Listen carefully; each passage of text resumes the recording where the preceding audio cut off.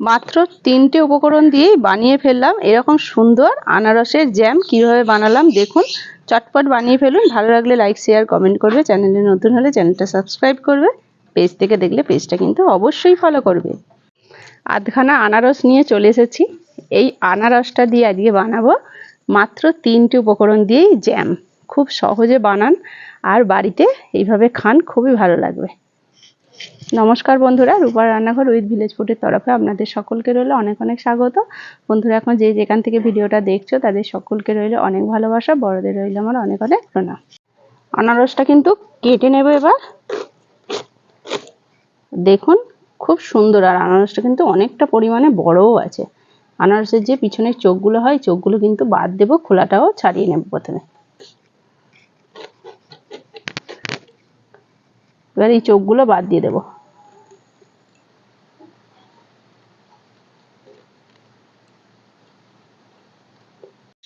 সমস্ত আনারসটা কিন্তু ছোট্ট ছোট্ট করে পিস পিস করে খুব সুন্দর করে কেটে নিয়েছি। চোখগুলো কিন্তু সমস্ত আনারসেরই বাদ দিয়ে দিয়েছি। আনারসটা আমি মিক্সিতে একদম সুন্দর করে পেস্ট করে নেব। পেস্ট করে নিয়ে চলে এসেছি আনারস। এবার আমি এরকম একটা ছাঁকনির মধ্যে ছেঁকে দিয়ে দেব।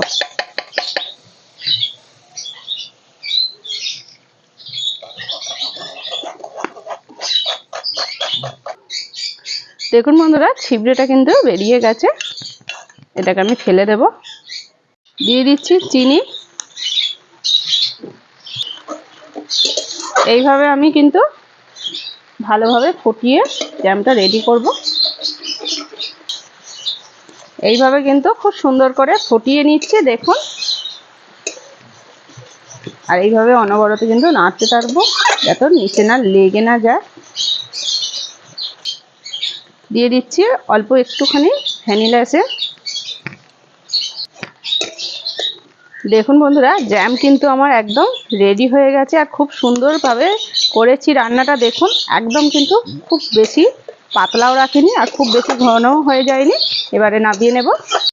জ্যামটা ঠান্ডা করে নিয়েছি আর এই ডিপের মধ্যে আমি কিন্তু ঢেলে দিচ্ছি।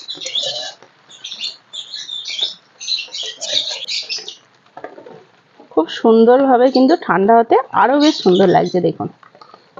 সকালবেলা কিন্তু রুটির সাথে এরকম জ্যাম দিয়ে কিন্তু বেশ ভালো লাগে।